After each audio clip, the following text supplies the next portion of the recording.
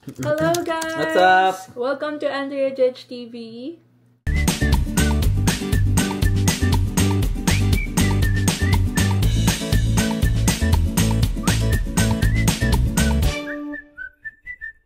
Today guys, start of 2025, Yes. we want to share sa sit-down video namin ngayon is yung cost of living here in Illinois. Yes. So yung mga nurses na balak mag-work here dito sa Illinois, magkano ba yung mga cost of living or yung mga basic necessities average dito sa Illinois, and kaya mo bang makaipon or maka-save kung ang ikaw lang muna. Kunyari, usually, di ba, single earner, di ba? Single earner, yeah. Yeah, usually, di ba, as nung nag-uumpisa kami ni Jedge, ako muna yung nag-work. Tapos siya, naghahanap pa siya noon, nagpa-part-time siya noon. So, for like 1 to 3 months, siguro sabihin mo na ito yung magiging expect mo na ito yung magiging income mo and yung matitira sa sahod mo, or kung kaya ba makasurvive with sa salary mo dito sa Illinois, dun sa lahat ng mga gagastusin. Yung computation na ginawa ni Andrea, single earner lang siya, guys. So, kung couple kayong dadating dito, mas malaking tulong yon kasi madadagdagan yung yung income nyong dalawa. Pero kung single earner ka ba, or kung mag-isa ka lang or single ka lang na pupunta dito sa US, makakaipon ka pa ba as a single earner? Yeah. Syempre, as yung sinabi ko nga kanina, mga 1 to 3 months, syempre, ikaw muna talaga yung magpo-provide as a single earner pagpunta nyo dito sa Illinois. So, yung isi-share namin is mainly kapag nakuha mo na yung monthly salary mo. Pero syempre, pag darating ka dito, you need to save money dun sa first month, or yung pag magre-renta ka, 'di ba, sa apartment. Meron kasi yun mga additional na bayad, 'di ba? Like yung deposit, may mga ganon. So hindi to kasama dun sa hindi yun kasama dun sa i-share namin sa inyo, or yung sasabihin namin sa inyo about sa cost of living dito sa Illinois. Disclaimer. So lang siya based sa namin, research lang din namin sa Google, and then siya experience din namin. Correct. So yan, kung iba yung setup ng family or iba yung setup nyo as like earner, binibase lang din namin to as like a nurse too dito sa Illinois. Correct. So hindi pare-parehas, pero tulad nga ng sinasabi ko sa vlog ko, may common grounds. So ito yung common grounds natin dito sa Illinois. So don't expect na kung ano yung sinabi namin, yun kagad, or yun fully 100% yan na yun. Yun, pwedeng more, pwedeng less, diba? Yes. Ayun. So, depende yun kung paano nyo i-handle yung bawat gagastusin yun, or finances, sabi nga ni Judge. So, yun. Hopefully, itong video na to makatulong din sa mga nurses na gustong or naghahanap pa or nagde-decide pa kung saan bang state sila gustong mag-apply or kumuha ng nursing license. Dito sa Illinois, syempre, we go with first kung magkano ba yung sinasahod mo per hour. Kasi, doon magbe-base yung monthly salary mo, 'di ba? So, doon tayo mag-umpisa. Yung average na salary ng nurses dito is nasa, sabihin natin, $38 to $40 per hour. So, yung kinumpute namin ni Judges, doon na kami sa pinakamababa, which is $38 per hour. So, in a month, times mo yun sa 160 hours, kasi per every week, 40 hours ka lang mag-work. So, times 4, 160. So, yung magiging average monthly salary mo is $6,080. Yeah. Yung $6,080 na yan, guys, hindi mo yan buong makukuha. Yes. Yun. Gross, yan ang tinatawag na gross income or yung gross mo na payment. So, hindi pa siya yung net. So, marami pa siyang deduction na mangyayari. Yan. So, yun. And yan, i-discuss natin yung mga major deductions nyo sa paycheck. Number 1 na i-deduct sa inyo is yung tax. Yes. So, dito sa US, may dalawang tax na dinededuct. Merong state tax and meron din federal tax. Yun yung sa national tax, national government na pupunta. So, yung Illinois tax, ang kinakaltas nila dito is 4.95% ng sahod mo. So, doon sa $6,080 mo per month na pupunta sa Illinois is about $300. And then, yung federal tax dito sa US, across the US, is about 11 to 12%. Kinumpit na lang namin for 11%. So, nasa $664 per month siya. And then, meron pang kinakaltas yung Medicare tax and yung SSA tax. Ano ba tong Medicare tax na to? Yung Medicare, actually hindi siya tax. Parang Medicare, not sure how do you say it. Sometimes they say it as a tax. Kinakaltas siya, nagbabayad ka or nagsishare ka as an employee dun sa Medicare payments.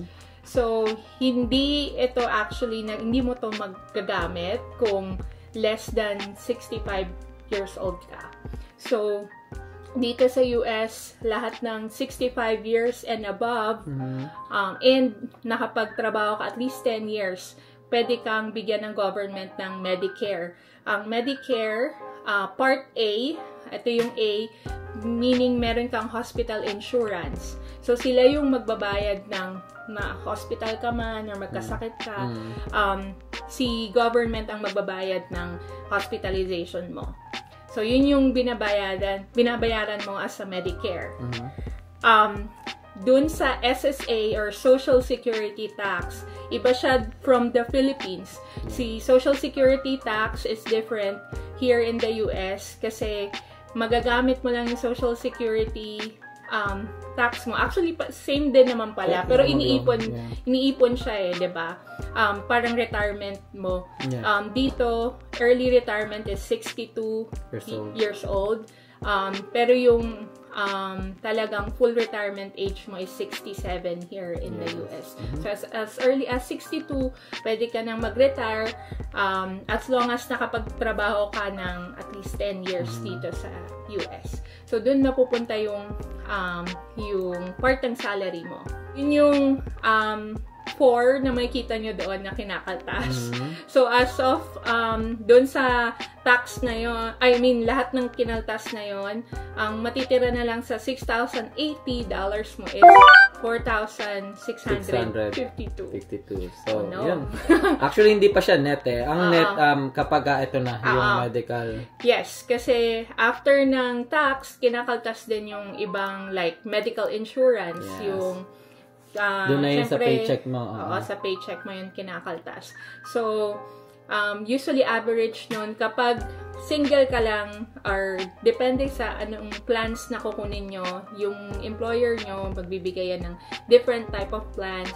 Depende sa needs nyo, yun yung kunin yung, syempre, insurance. Ang average, si Judge, kapag mag-isa lang siya, $55 per paycheck. Kapag family, like ako, ang ginagawa, hiwalay kasi kami ni Judge yung sa paycheck niya, siya lang, pero yung sa paycheck ko, ako yung nag-shoulder ng 2 bata kasi mas maganda yung plan ko sa work. So, ako, ang kinakaltas, employee plus children, ang kinakaltas is $110 per paycheck. So, and also, kapag may mga benefits kayo sa work, like 401k, syempre magko-contribute ka din doon. 401k din. Yun, yung 401k is for retirement, additional yun, bukod sa social security nyo. So, pwede na yun, kinakaltas na rin agad yan sa sahod nyo. yung 401k, depende sa kung magkano yung percentage na i-share nyo dun sa sahod nyo. Usually around 2%, at least 2% ng sahod mo, up to 6%, I believe, pwede kang mag-contribute. So yung 2% ng 6,080 is about $200. Sabihin na natin per month. So, ang natitira na lang magkano ang net pay? Yes. Ang net pay mo per month to guys, hindi every 2 weeks. It's 4,232. So, magkano yung total ng deduction? Average total na deduction, no? Nasa 1,848. Yan, so, guys. Ganun yung total ng deduction. Kaya kami, guys, kapag sumasahod kami, hindi na namin tinitignan yung gross pay namin. Yeah. Kasi medyo, kung titignan nyo, medyo masakit sa mata tignan yung 1,848, diba? Again, guys, take note, pang single earner to, guys. So, mas makakatulong syempre kung may kasama ka, may partner ka na mag-share. Yeah. So, ayun. So, itong kino-compute namin is single earner. Ayan. Nagbe-base kami ng budget namin based on our net payment. Meaning, kung ano na lang yung pumapasok sa amin. Less deduction. Alam na natin, di ba, kung magkano yung matitira sa sahod natin kada buwan. $4,232. So, next, kaltas na tayo ng mga bills. Ito yung mga basic, inano lang namin ni Andre, yung mga basic needs ba? Para makakapamuhay. Dito sa living. US. Daily living. Basic necessities ba kung tinatawag. Yes. Siyempre, number 1, may basic necessities yung housing. Yes. So, kung mag-umpisa ka sa Illinois, apartment, syempre, usually ang nakukuha natin. So, ang average na monthly rent for a 3-bedroom apartment, this is outside the Chicago City, guys. Kasi Chicago, medyo mahal talaga. Medyo pricey. Sa city, sa downtown mismo. Sa downtown. So, medyo lalayo ka, pag dito sa Illinois, medyo lalayo ka ng konti sa city para medyo, kumasya ba yung sahod mo. So, para makatipid. Makatipid ka din. Kasi, ayun, syempre, consider nyo din kung gaano kalayo yung work nyo, yung ganon. So, maghanap-hanap kayo sa malapit sa work nyo kung gaano kamahal ba yung mga apartments doon. Yes. And kung lalayo ba kayo, i-consider nyo din yun kung ano yung magiging costs nyo. So, sa 3-bedroom apartment, kagaya namin, nung nag-umpisa kami dito, nasa 1.5 yata, 1.516. Pero, syempre, with inflation and everything, after 6-7 years, ang average na ngayon is about $2,000 per siguro mga nasa 1,900 to 2,000. Ayan. Baka may mahanap pa kayo mas mababa. So, kinuha na namin yung 2,000 na number para at least, medyo reality. So, mas maganda na yung sumusobra sa computation then kaysa sa nagkukulang pag nagko-compute kayo ng budget or nagpaplano kayo ng budget nyo kasi at least alam nyo kung saan kayo pwedeng magbawas ng mga para sa savings. Yun. Ayan. So, $2,000. And syempre, kung mas mababa, mas less bedroom, like 2 bedrooms, 1 bedroom. Yung 1-bedroom apartment, I believe, pwede ka pang makahanap ng mga $1,300 to $1,500. Yes. So, yun. And kung magkaroon ka na ng bahay ito. Usually, ang mortgage mo is at around $2,000 din. So, yun guys, no? Kaya din pinush namin magkaroon ng bahay. Kasi halos ganun din. Halos the same lang yung babayaran namin pag nag-rent kami at kung makakuha kami ng bahay. Ayun. So, ayan. So, minus $2,000 sa $4,232 natin. Ang natitira na lang is, it's around $2,232. So, dun sa natitirang yon, ikakaltas na yung other bills. So, syempre, number 1. Ito guys, pasok ko lang, itong mga bills na to guys, depende na to sa pamumuhay nyo. Ito yung sinasabi kong meron kaming mga non-movable, pag nagko-compute kami ng finance namin ni Andrea, non-movable item, saka mga movable item. O yung sinasabi namin, parang yung mga non-movable, kasi yung mga, ano na siya, as is na. Like yung bahay, mga ganon, like, ano na, yung mga sa, as in fixed amount na. Yung mga movable, guys, depende sa inyo. Kaya, itong inano namin, yung average na monthly sa mga ganitong bills na nagagamit ng mga taga-Illinois. Correct. So, yung kumbaga, you're living comfortably with this computation na ginawa namin. Yung kumbaga, hindi ka nagtitipid. Pero ito sinabi ko, movable siya. So, nasa inyo kung paano nyo siya titipirin. So, like, for example, electricity. So, electricity malakas pag winter. Tama, kasi, malakas pag summer. Kasi gumagamit ka ng AC. So, siguro, pagka yung bahay mo, iset mo lang sa tamang temperature, parang mga ganon. So, nagagawan ng paraan na ano siya, nakakatipid ka at the same time. And pag di mo nabantayan, mapapagastos ka. Let's start with food. That's basic necessity. Syempre, food. Average per month ng, sabihin natin, kagaya namin, kaya na like $500. $500. Pero syempre kung ikaw lang, single ka lang, and then family of 3 or maybe dalawa lang kayo, couple kayo or single ka, I think nilagay na namin $400 yung enough na. Kasi sa amin, 500, family of 4 kami. 500 to 600. So, ano yan living comfortably na yan, guys. So, since sobrang, nakakakain ka ng 3 times a day or more, may snacks pa yun sa $400. So, after $400 deduction, ang natitira na lang is nasa $1,832. Yan. So, next, electricity. Average per month is around sa 3 bedrooms apartment 3 bedrooms apartment or 3 bedroom na house, 3 to 4 bedroom na house, it's around $115. Yes. Next is yung water. Kapag nasa apartment ka, hindi ka nagbabayad ng tubig. Pero kung meron ka ng bahay, ang water, yung sewer, like garbage, isahan lang yon sa city kasi yun binabayad. So, ang average nun per month is nasa $80. And then, gas. Gas, kapag nag-apartment ka, hindi ka magbabayad ng gas. Si landlord lang nagbabayad ng gas. So, yun din. So, i-consider nyo yun. So, kapag nag-apartment ka, hindi mo na yun ikakaltas sa monthly mo, syempre. Pero pag may bahay ka, ang average is about $100.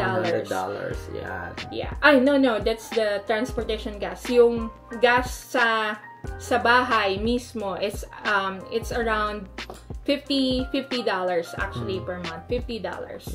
Sorry guys, yan. Now, yung average is $50. Mas mataas yan kapag winter, syempre, kasi gumagamit ka ng heat or heater sa bahay nyo. Transportation, yon. So, kung depende ito, magkakatalo sa layo ng work mo na ito, saka kung paano kayo magbiyahe sa isang buwan. Correct. So, kung di naman kayo ganong kalayo sa bahay work ka lang talaga, tignan namin nasa mga $100 yung average. Monthly, depende kung dalawa sasakyan nyo or tatlo. So, possible na, mas more, like 300 maybe. So, ganun. Gagamit ka ng gas, kailangan mo ng kotse. So, kung hindi ka makakapagbayad ng buong babayaran mo yung kotse na bibilin mo, syempre car loan payment ka. So yung car loan, so depende sa type ng kotse na bibilin mo. Parang like yung small SUV, guys, kasi dito syempre winter state ka. So kailangan mo all-wheel drive. So pwede ka naman mag-sedan, pero syempre kinuha na namin yung yung living comfortably na sinasabi. So nakita namin like $25,000 to $28,000 na kotse. So, possibly ang car loan mo nun, guys, is nasa $400 for 72 months. Yun yung nakita namin. And, so, depende pa yun sa credit score, interest rate. Consider. Yes. So, pwedeng itaas nyo yung budget nyo doon sa car loan. Sa car loan. Kasi it depends talaga, guys. Depende kung second hand pa yung bibili nyo or kung brand new, di ba? So, pwede pa siyang pwede tumaas o pwedeng bumaba. Yeah. Kung second hand, tas kinash nyo, edi mas lalong mas mapapadali kasi pero syempre nga, tulad nga sinasabi namin, living comfortably, binibase namin sa yung comfort ba. Kasi kung second hand, tas parati naman nasisira or, problema ka parati, lalo na during winter. And yan. So, ito, brand new, yun yung parang inano namin, pinasok namin yan sa adjustment. Pero, again, sinasabi namin na pwede kayong mag-adjust sa category na yan. Yes. And syempre, pag may car ka, kailangan din ng car insurance. Yeah, usually mga nasa $100 yun per month. Yes. So yun, after all the deductions, meron pa, internet pa pala guys. Yan, syempre, dito, mahirap mabuhay nang walang internet. Lalo na sa ating current lifestyle ngayon. Usually, ang internet dito, guys, is about nasa $85. And, syempre, phones. Pagdating mo dito sa US, kung hindi ka naman bibili ng bagong phone mo, kung just line lang, nasa around $50 to $100. So, pero kung mag-iPhone 16 ka, yun na. Kaya nga sabi ko sa inyo, pwedeng it's movable. So, kung kukuha ka ng phone kasama dun sa plan, mas tataas yung phone, bills mo. Pero kung hindi pa naman stable or ganun pa lang, single earner ka pa lang, okay pa rin na. You can just start with just the line lang muna, diba? After all the deductions, guys, eto na! So, sa average na nurse na bago, dito sa Illinois, at mag-isa ka lang, ito yung magiging savings mo.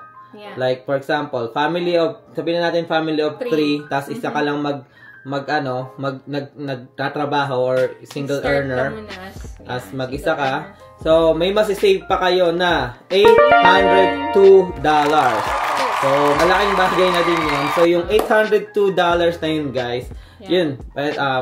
Kung may may mga other expenses pa kayo niyan, guys. Like, kunwari, kung nagpapadala pa kayo sa Pilipinas, yan. So, may mga binabayaran pa kayo. Like, yung pagpunta dito sa US, parang ganyan.